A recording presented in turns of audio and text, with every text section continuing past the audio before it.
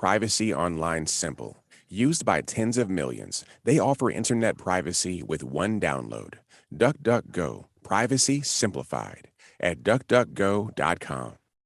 Welcome to Friday. Welcome to Week in Review. Bill Radke here, convening a panel of local journalists. Are you a panel? A committee? Task force? A blue ribbon commission of local journalists. We have here Seattle Times reporter Amanda Zhou. Welcome back, Amanda. Hi, everyone. Crosscut columnist Knute Berger. Welcome back, Knute. Hey, Bill. Seattle Met deputy editor. Welcome back, Allison Williams. Good to see you. Good to see you too, Bill. And you can see the full tribunal committee, the gang, as I am on your computer because, you know, we live stream the show. Just go to YouTube or Facebook and search KUOW Public Radio, and you can watch along.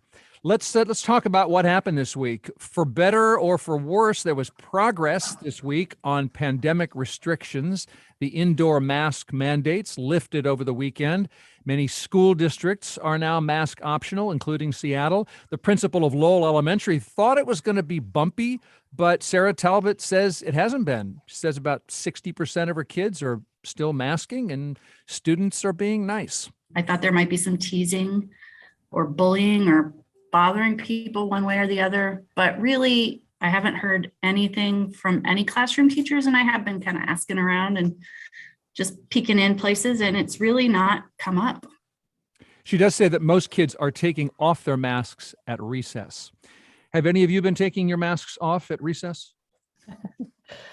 You know, I've been surprised. I've been walking around. I live in central Seattle, and I have taken my mask. Yes. And I have seen a lot more mask removal than maybe I expected, but I'm seeing a lot of the service staff employees still keeping them on, coffee shops, grocery stores, not 100%. So I don't know that it's employer mandated in that case, but I think what I'm seeing is, I know I still wear it in a grocery store and a coffee shop, and I'm seeing a lot of the people who work there seem to be choosing to keep that on for their own safety, I think. What have you seen, Amanda? Yeah, it's been the same thing. I'm also surprised by how many people are taking them off. I guess, you know, I'm not convinced this will be the last time we have to wear masks or that there'll be a mandate. But I guess people are sort of enjoying it in the meantime. I'm still keeping my mask on for most things, but I mean, I've been dining indoors. I've been a little bit looser at the gym because I feel like it makes a real difference when you're not wearing a mask. But I'm still taking one with me on the road.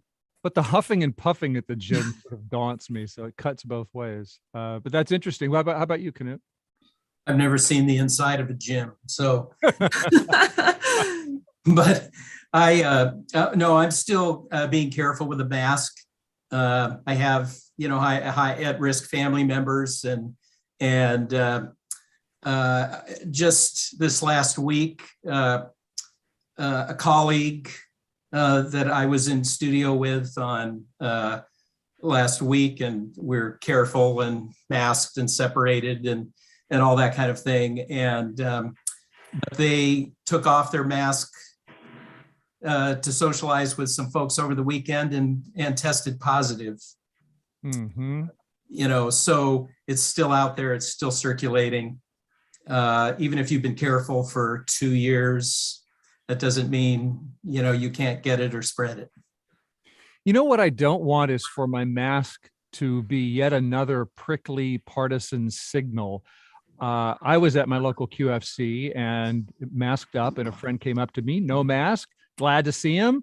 We're chatting, and I wondered, is he thinking that I'm thinking that he's a reckless right-wing crank, which I was not thinking? So I took my mask off to talk to him. It was just me and him by the raspberries, and then I put it back up when we parted ways. I guess that's how I'll do it. You know, I was surprised. I spent a few days in Utah for a ski vacation a couple of weeks ago. Felt okay on the airplane. For the most part, we're skiing. So, but in grocery stores and such, absolutely nobody was wearing a mask. Definitely shocked to the system for someone from Seattle. Yeah. But my wearing a mask, I was expecting a little more pushback. And for the most part, if I just sort of stayed upbeat and didn't linger on it, At least there, I was not getting any pushback. So here, I'm not expecting too much weirdness of I chose to, you chose not to.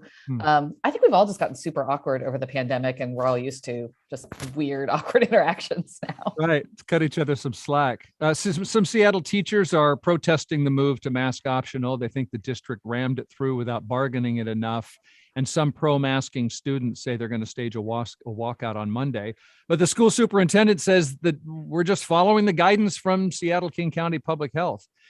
So how many local businesses do you figure are still requiring vaccines and masks? What percentage do you figure? It has to be in the minority. Like pulling it out of my head randomly, I'd say like maybe 15% are requiring it. I think a lot of them were pretty eager to toss, the extra requirement for servers to be checking vax cards. Some places are hanging around, and it seems like most customers hopefully aren't giving them too much of a hard time. Some restaurants I've talked to said that where they can expect harassment is online through the comments. That's sort of where they get pushback. Right. I've heard the same thing, that it was online announcements about their policies that got the most attention rather than in person. I know that does happen, some pushback, but it does sound like advertising their policies tends to be where some small businesses. Part of the reason I don't want to give up my mask is it's taken me 2 years to get one that's it's comfortable. Well, it's just, I find I have an N95 that actually fits on my face, over my beard, steam my glasses. I can breathe while I'm wearing it. And so it's like, I finally figured it out. Now they're telling me. You have enough spare masks so that you can rotate those? Yes. Yeah, absolutely. We've spent a small fortune on masks and disposable ones. And Okay. And now's the time maybe to stock up. I was just thinking about that, and I was like, I do think they're going to be coming back in future waves, and now is probably a very good time to find them on sale. Yeah, I did order some rapid tests. Yep. Yeah. Stock up on the test too. Right now, COVID cases and hospitalizations are falling. The Omicron subvariant BA2 made up a quarter of new cases in the U.S. last week, and it has shown up in Washington State. But our state epidemiologist, Scott Lindquist, says so far it doesn't appear to be extra dangerous, and it's not driving any surges here. If we see a new variant coming or an increase in any of the subvariants, we'll be the first to know. And we are not seeing that right now. People are really concerned about the BA2 or the subvariant of Omicron. We have detected it for a month plus now, but it has not had the rapid increase like the initial Omicron variant. And then there's the Deltacron subvariant and all that stuff that we're watching. If we're told to, this is the last question on the pandemic before we move on. If we're told to go back to masks at some point, do you think people will do it? Are we more flexible now, or less flexible after all this time?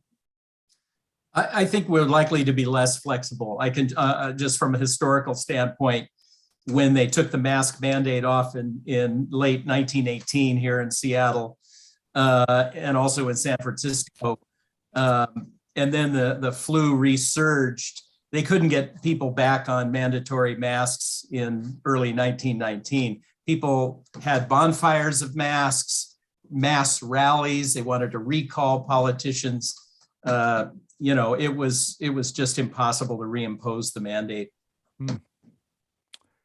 All right, that's Knute Berger, who is 119 years old, which comes in handy when you want that perspective.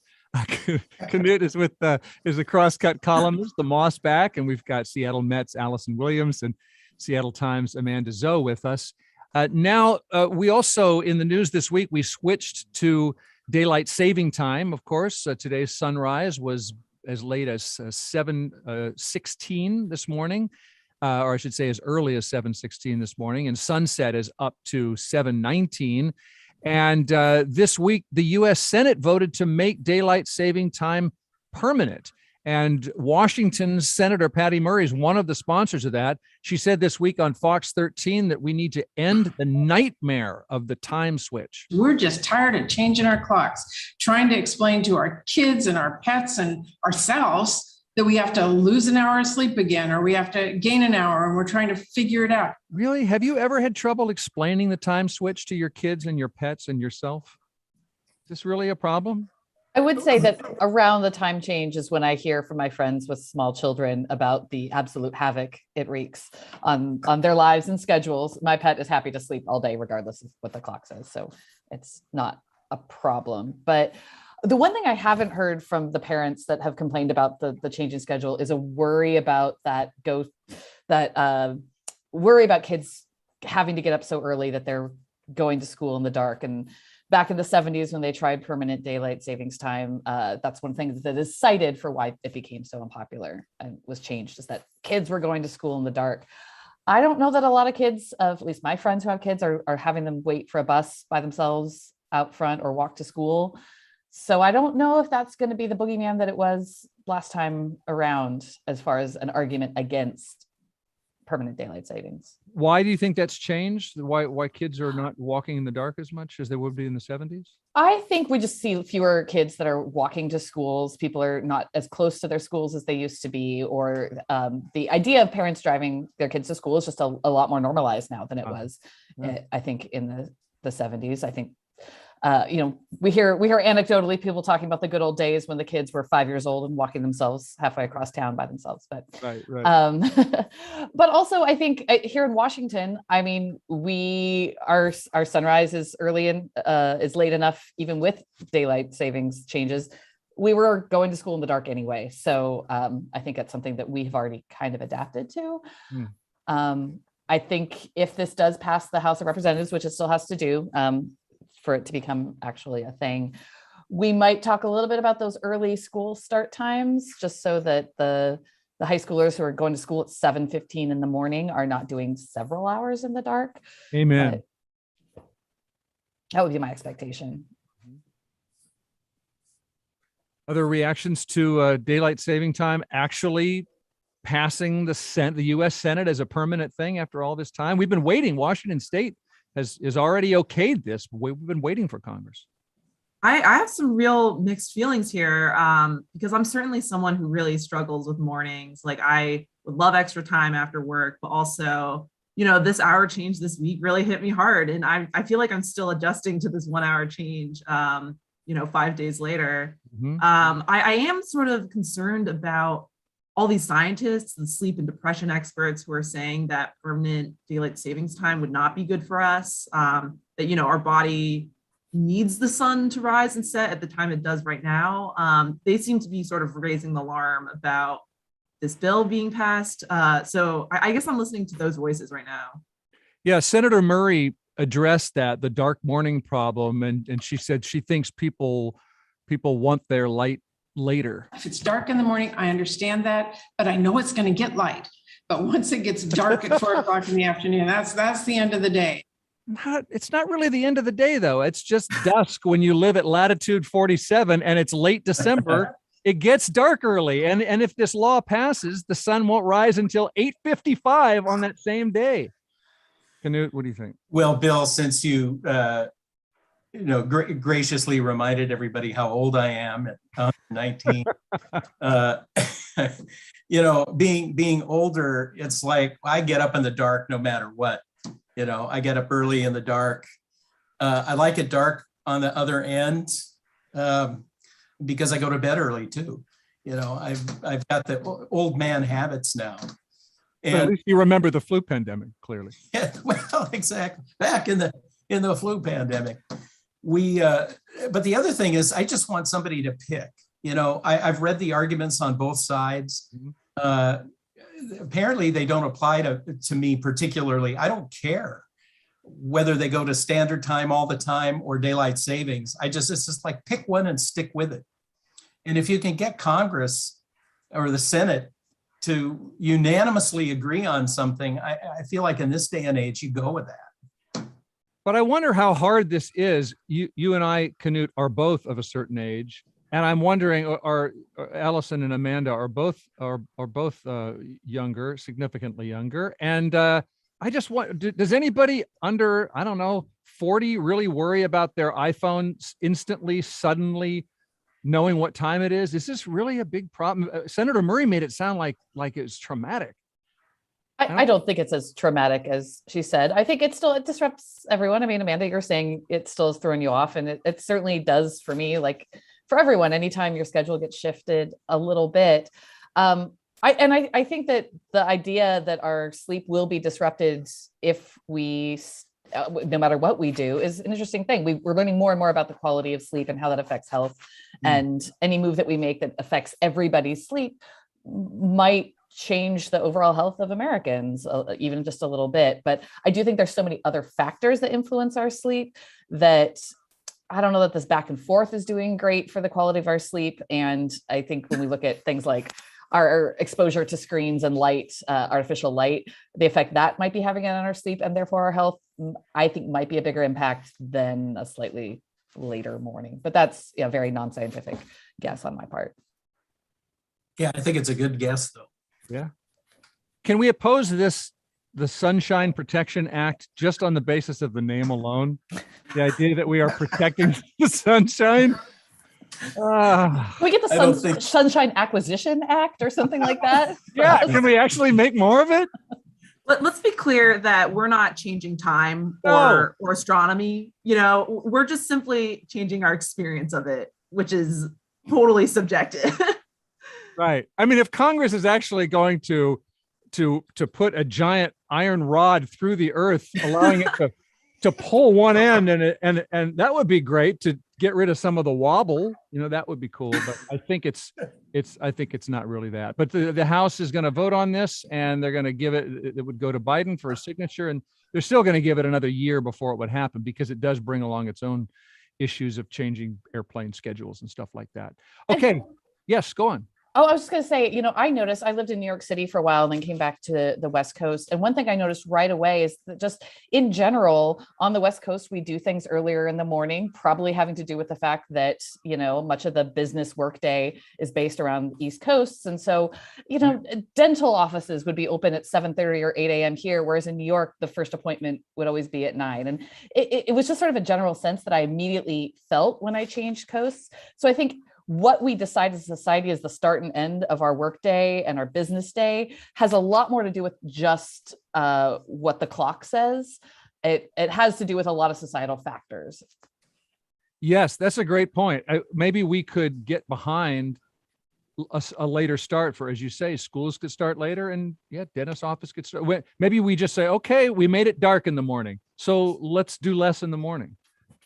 Let's do less. That's my campaign slogan as I run for governor as well. Or president. Or president. You're listening to Week in Review, and we've got Allison Williams here, deputy editor at Seattle Met, Seattle Times reporter Amanda Zhou, and Crosscut columnist Knute Berger. All of it's happening online. You can live stream the show at YouTube or Facebook. You just search KUOW Public Radio. That's a little bit of the news of the week, and we've got a half an hour left or so. So let's take a quick break and come right back and continue to discuss the news on the Week in Review.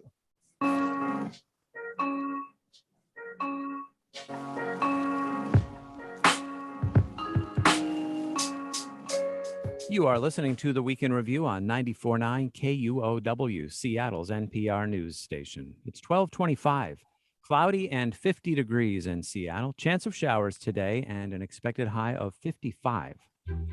President Biden has nominated Judge Ketanji Brown Jackson to the Supreme Court. If confirmed, Jackson would be the first Black woman to ever sit on the nation's highest court. Join us starting next week for live special coverage and analysis as the Senate begins the confirmation process. From NPR News. Live special coverage begins Monday at noon on 94.9 KUOW. Support for KUOW comes from the Startups and Emerging Companies Group at Ryan Swanson Law, celebrating 125 years of serving clients in the Northwest. Lawyers helping young and growing businesses with entity formation, financing, intellectual property, and more. More information at ryanswansonlaw.com. It's KUOW's Week in Review. I'm Bill Radke. As the Russian assault on Ukrainians continues, Vladimir Putin has said that his nuclear arsenal is on special combat readiness. And Knute Berger, you wrote this week that we live in a potential ground zero. Yeah, we sure do. I mean, the largest single concentration of nuclear weapons in the world is at Berger in Kitsap County. And at any given time, some of those are circling the globe with our Trident submarines and whatnot. But and all of them contain plutonium that was manufactured at one time or another at Hanford. The whole atomic era was made possible by the Manhattan Project, and one of those key things was a manufacturing facility for plutonium, which went into the bomb that we dropped on Nagasaki, which was the last time human beings were attacked with a nuclear weapon. So I think this era, just with the war in Ukraine, the rhetoric that Vladimir Putin, Russian head of Russia, has used, has everybody on the alert that we're moving potentially toward a situation where a nuclear weapon, even a limited nuclear weapon, so-called, might be used in a conflict somewhere, and that raises really serious concerns. And how much of it is our nuclear presence, and how much just as a strategic target with, for example, Joint Base Lewis McChord? We have a lot of military here, which maybe long-timers know more than newcomers know. Yeah, it's a huge industry in the Puget Sound region. If I think at one time it was the third largest industry when you include Boeing's defense work. I remember when the Gulf War happened, we did an article on companies on the east side that were manufacturing things for use in the Gulf War. It was amazing how many companies there are that are doing defense business in addition to Boeing. And then of course you have Berger, as you mentioned, you have the air bases of all kinds. And I know that, going back to the 1960s, when we were afraid that the bomb was going to drop at any minute, the Cuban Missile Crisis was going on, people were building bomb shelters. As an 8-year-old in that era, I was terrified. I wanted my family to build a bomb shelter, and they wouldn't do it. So, I was sort of shocked. By the time, why did they tell you they weren't going to build a bomb shelter? Well, my mother was doing some house hunting. We went to a home that had a fully stocked bomb shelter. It was, and I just fell in love with it. And I was like, why can't we have one of these? It's perfect. I'll take it. Yes, exactly. If we're not going to buy this house, can we do the same thing at our house? And now that bomb shelter is actually on Airbnb as a overnight rental. Short-term bomb shelter rental. Wow. And my dad was like, oh, well, he had a basement dark room. He's like, well, we go down there, and it was like the thing was full of bottles of chemicals and his old beer bottles, It was hardly a secure place. We had drills at school and all. We had air raid sirens every Wednesday noon. They went off, so the atmosphere was such. But by the time I got to junior high, I remember I was in a class, and we were told, we did a bomb thing where we were told to get under the tables in biology class. And, some kids stood up and said to the teacher, isn't it true if there was a bomb dropped here that it would create an explosion that would drive all the glass in that window through this room, and then the vacuum would suck it back and we'd be torn to shreds, Whoa. That kid. Still too much information, kid. Yeah. And I think in that moment, we all looked at each other and like, yep, hiding in a fallout shelter is not really going to save us. And I think some people actually had a little bit of point of pride about, well, we're a number one target, it's like, go Boeing. Amanda and Allison, I wonder how much of this history, this part of the Pacific Northwest about, and whether it's something you think about. It is really new to me. I actually didn't know it until those stories came out about our nuclear arsenal. I think for me, I'm not terribly concerned that we're on like the brink of a nuclear disaster. I think there would have to be a lot of more steps for us to get to that place. I do think, however, it is interesting in that it sort of gives me context in terms of, what this war impacts. It's more than just the people fighting the front lines or high gasoline prices, like these tiny simply producing more nuclear warheads is something that's noticed globally, and they're coming into attention because there's a conflict. Mm-hmm. And I grew up here, so I remember we looked for submarines up on the Hood Canal when I was a kid, and I think I didn't know really the scope of our nuclear weapons, but I really appreciate how Knute is talking about also our history. And the nuclear reservation out in Hanford, out in central Washington, is I believe, national monument, part of the national park system now, and it's a little hard to access in some ways because of that area has a lot of still energy work and cleanup and all sorts of things going on, but you can visit it and you can see the place that plutonium was first made and learn a little bit about the role it played in World War II and the bomb at Nagasaki. And so I think it's really important to note that this has been part of the fabric of our economy and our culture for a long time. And I think that we're so dependent. We think about hydropower so much as that's the Northwest thing, but I think it's important to understand that nuclear weapons and energy have been a part of the Northwest for a really long time. And there's not a that's what they do, that's their problem kind of mentality that we can really seriously embrace. Yeah, absolutely. I don't know if Richland High School is still, their mascot is still the Bombers, Knute. You might know that. Yeah, a long time. Yeah, and as Allison mentioned, that hydropower was one of the reasons that they built Hanford, because they needed the water and the power from Grand Coulee Dam, which was brand new, and they also needed a very remote area in the 1940s. It was largely just desert, and so there's a reason why that happened. That happened here, but it continued, of course, after the war, and it is part of our economy. It's the kind of thing. We also have had a very active, in the past, anti-nuke movement, groups like Target Seattle and whatnot, from back in the late 70s and the 80s. There were people, activists sitting in and protesting at Berger and that kind of thing. So, and I sense that is going to be revived a little bit. I think there's already, even before the Ukraine situation, there's been discussions, about reactivating that movement. So, Knute, what do you do now about any of this? You wanted a bomb shelter as a child. Are you a radiation prepper now? I have a few emergency supplies because of an earthquake or something like that. But no, I've just become totally fatalistic about if there's all out war and we get nuked, we're toast.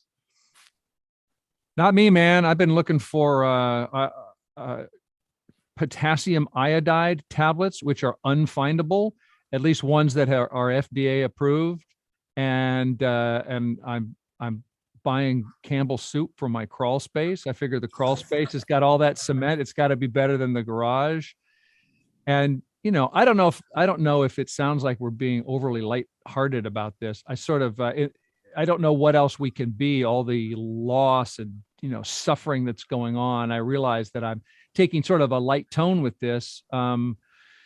Because we go on and live our lives, but I am curious how people, how we take this in, and do we even know how we're taking it in? You talk about having been terrified when you were a kid.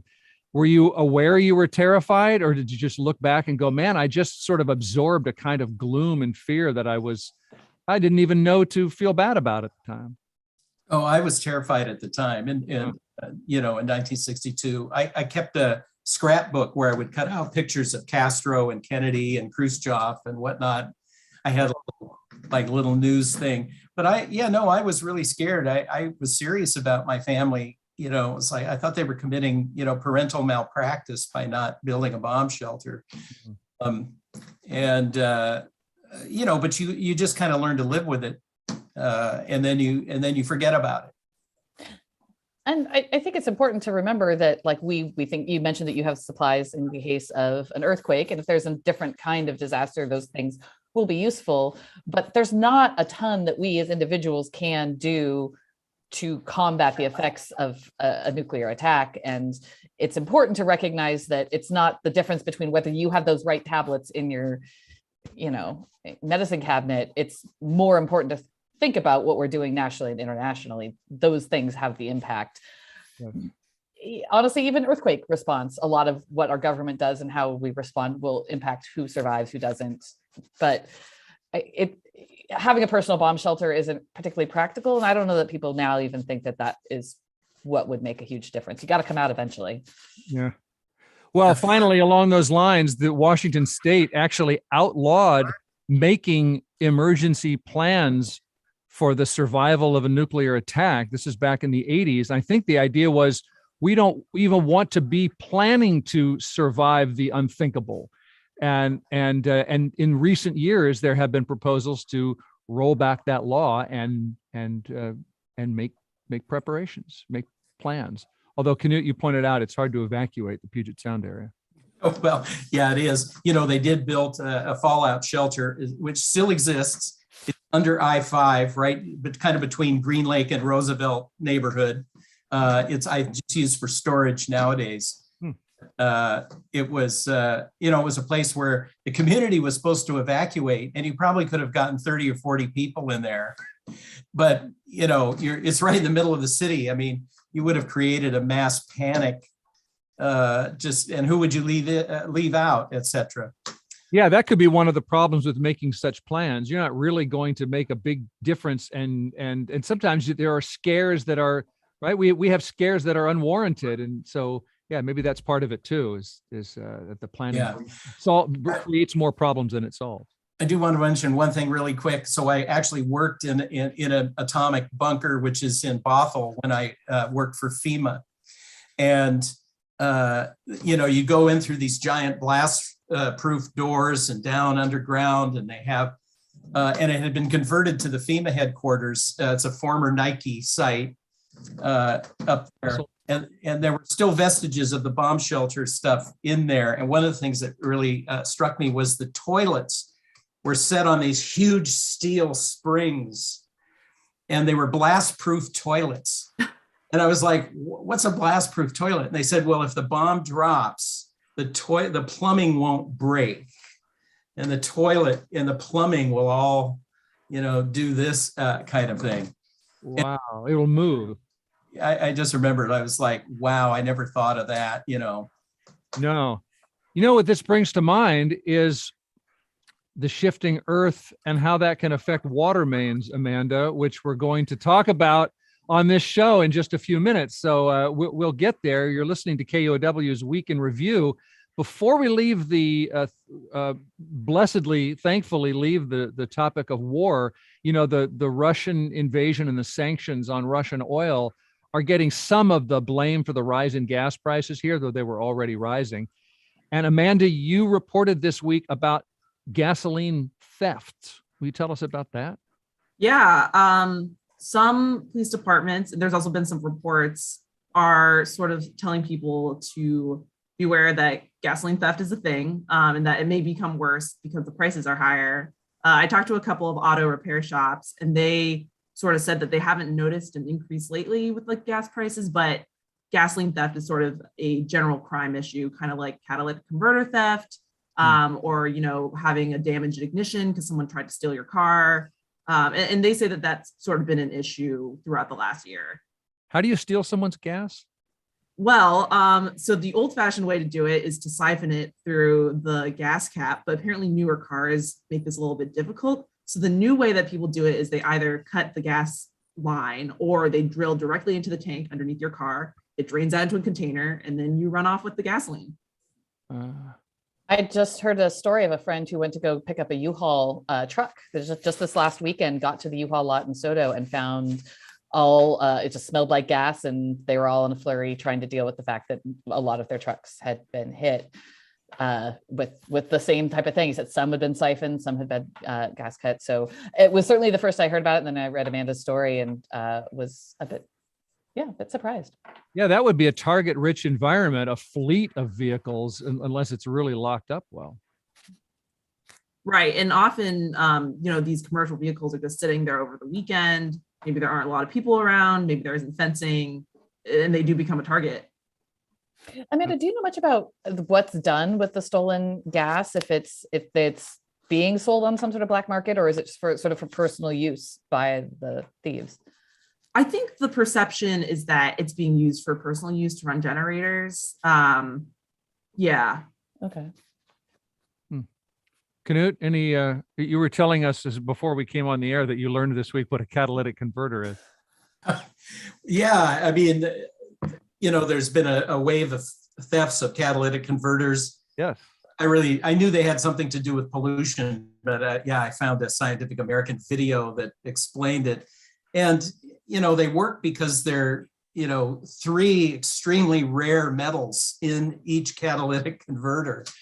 And so people steal them, and then because catalytic converters don't have a VIN number or something on them, they actually send them to companies that recover that metal to make more catalytic converters, because some of these metals are so rare. And this one called rhodium, catalytic converters have about 1 to 2 grams of rhodium, and it's extraordinarily rare mineral. So the demand is going up.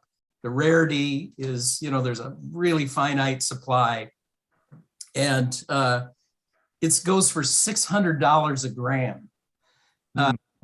An ounce of rhodium is $18,000 on the trading market. Gold is about $2,000. Yeah. Platinum is about $1,000 an ounce or something. So there's real value in some of these things, and you cut them out of a car, and they're easy to sell apparently, and so who knew? I certainly had no idea that I was driving around with something of value hooked to my muffler. It makes me wonder whether all the electric vehicles that we want so much, whether it's, I don't know, how much lithium goes for, or whatever's in these, in the vehicles of the future, just seem like, are we going to have more and more valuable cars sitting around? Okay, so I've given you lots of things to worry about this week, I feel. Really overachieved on that front, but that's not all Week in Review is. We're figuring out what happened this week and what it means, and we're going to continue to do that in just a moment after we take a real short break, and we'll be right back with you.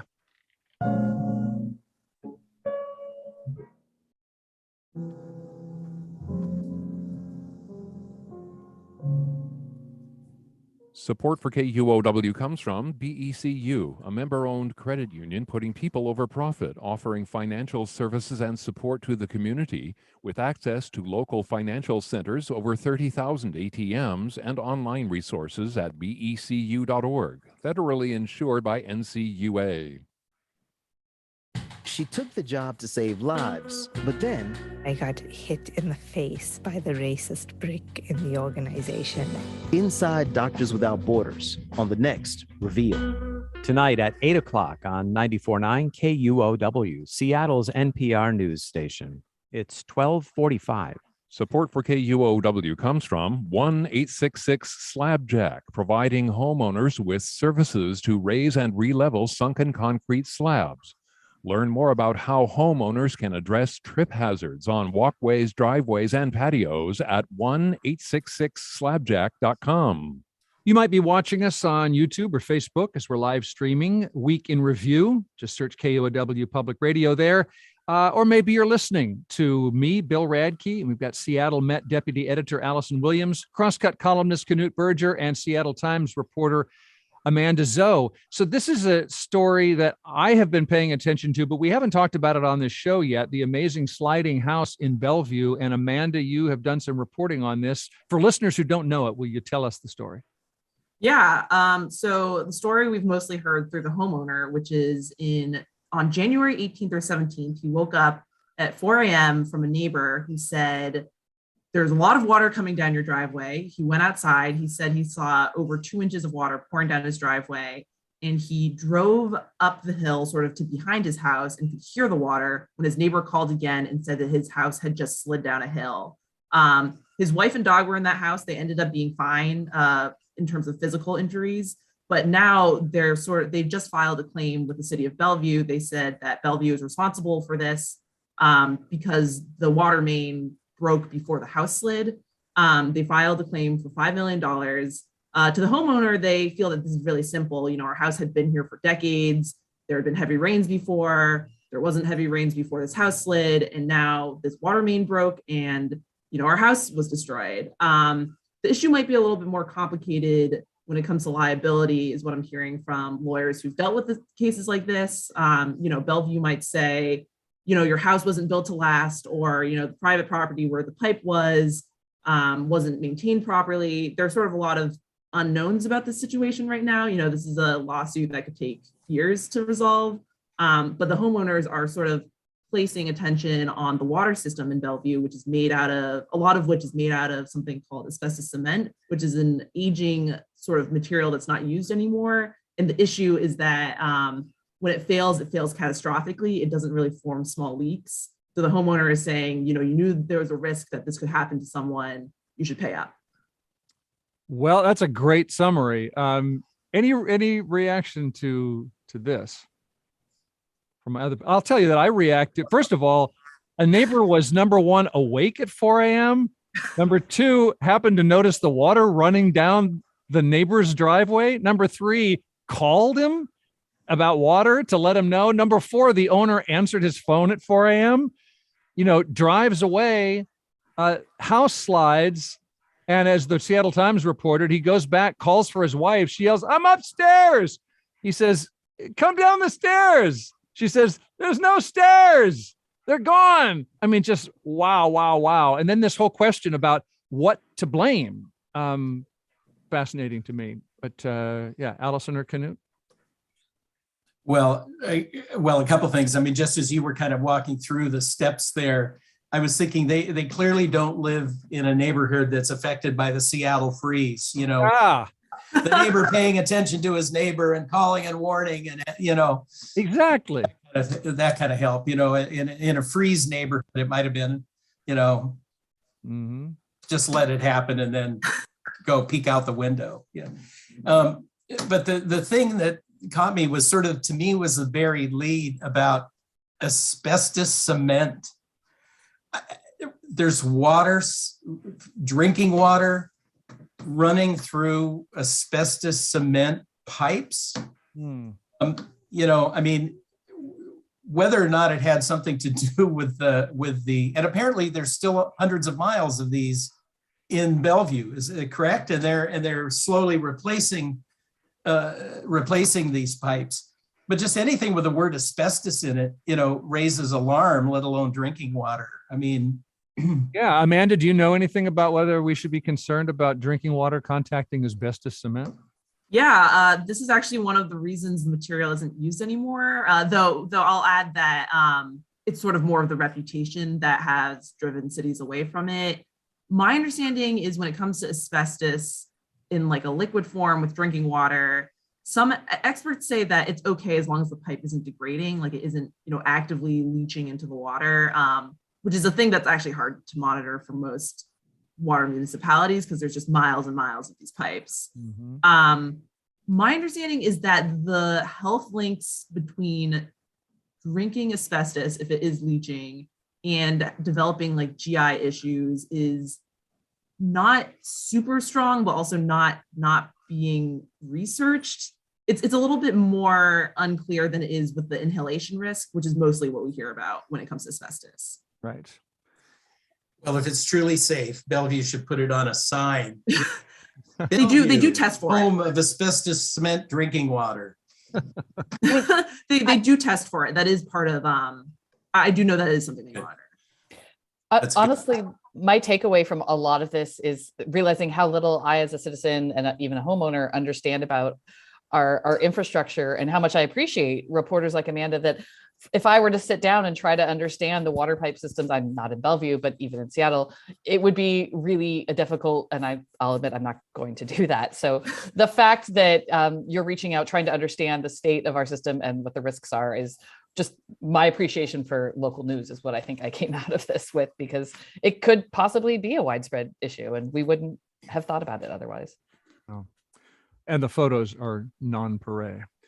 I guess our state's new tow plow won't be of any help in clearing that house away.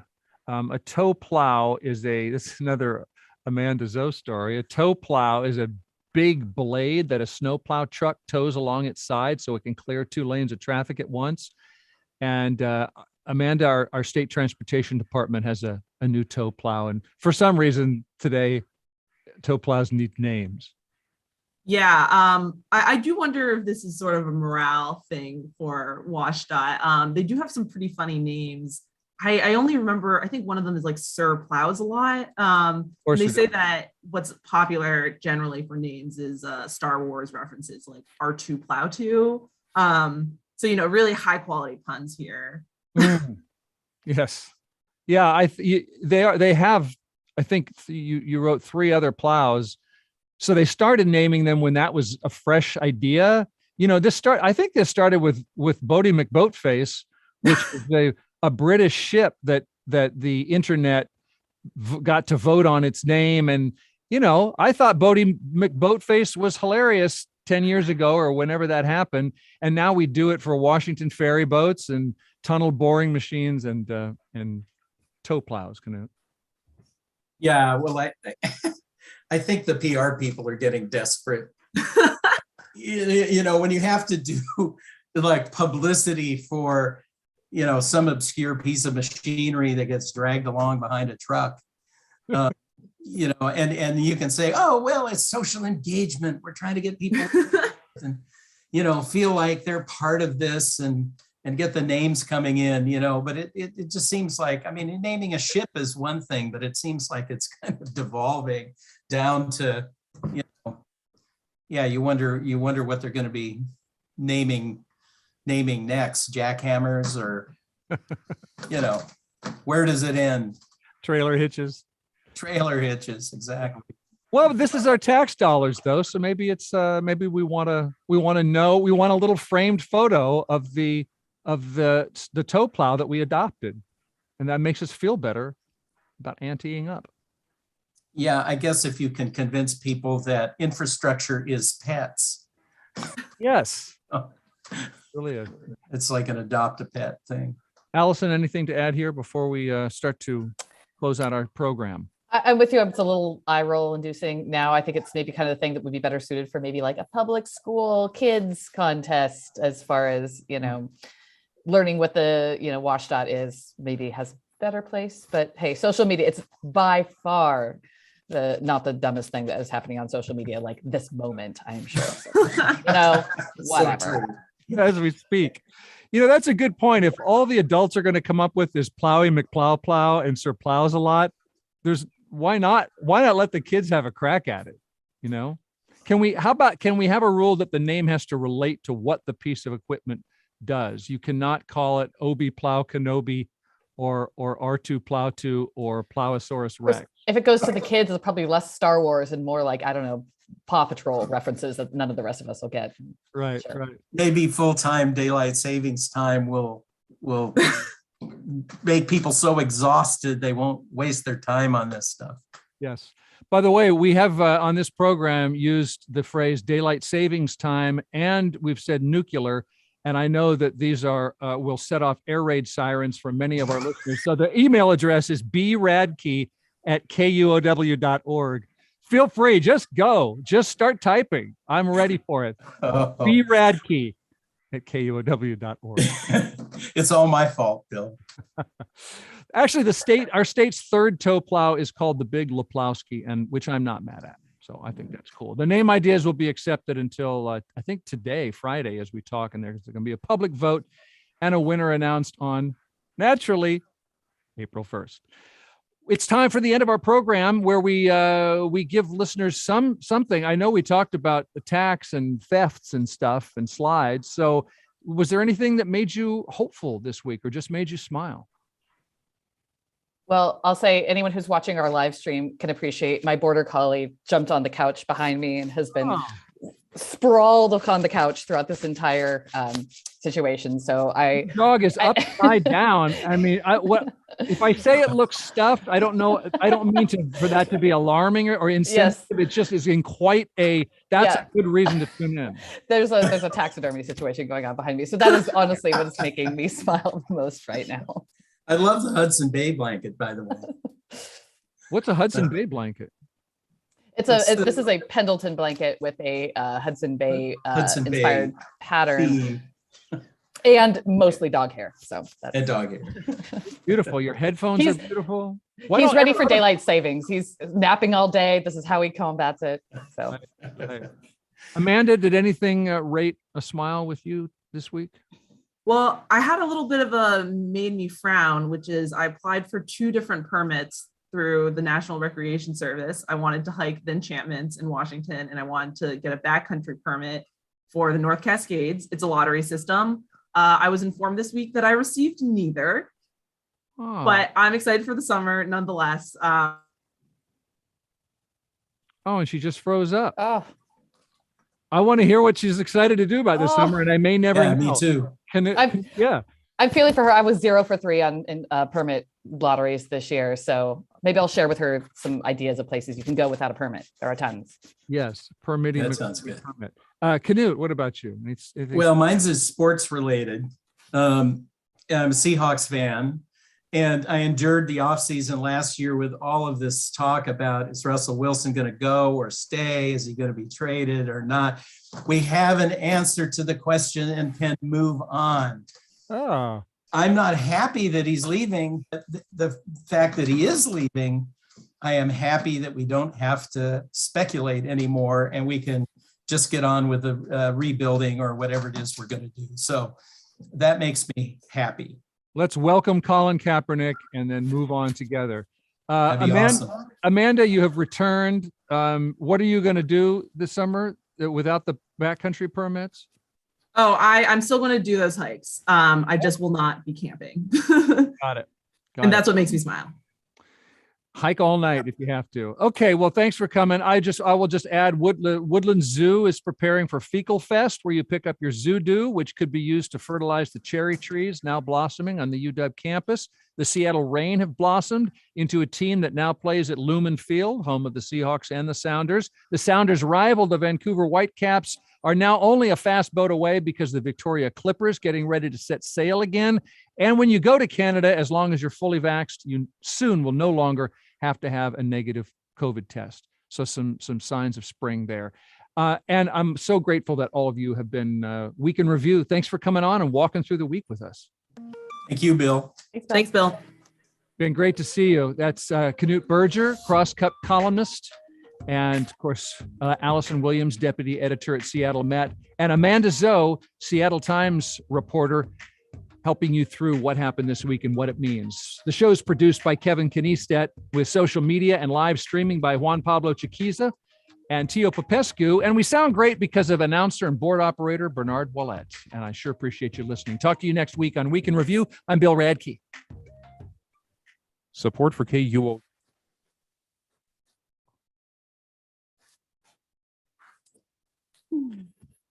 That was great. Amanda, thank you for popping back on. That was a great show. Yeah, everybody. thank you. I guess my internet lasted till the end. Exactly. That's not bad. Yeah, that was really enjoyable. Please come on again soon, and I hope that dog is sleeping, and I trust that it is. Yeah, there it just moved around. Yeah, a little stretch. Yeah. Oh. Yeah, it was a pleasure, Bill. Anytime. I love it. Thanks. Please come on again soon. Thanks for doing it. Yeah. Thanks. All right. Bye. Good weekend, everybody.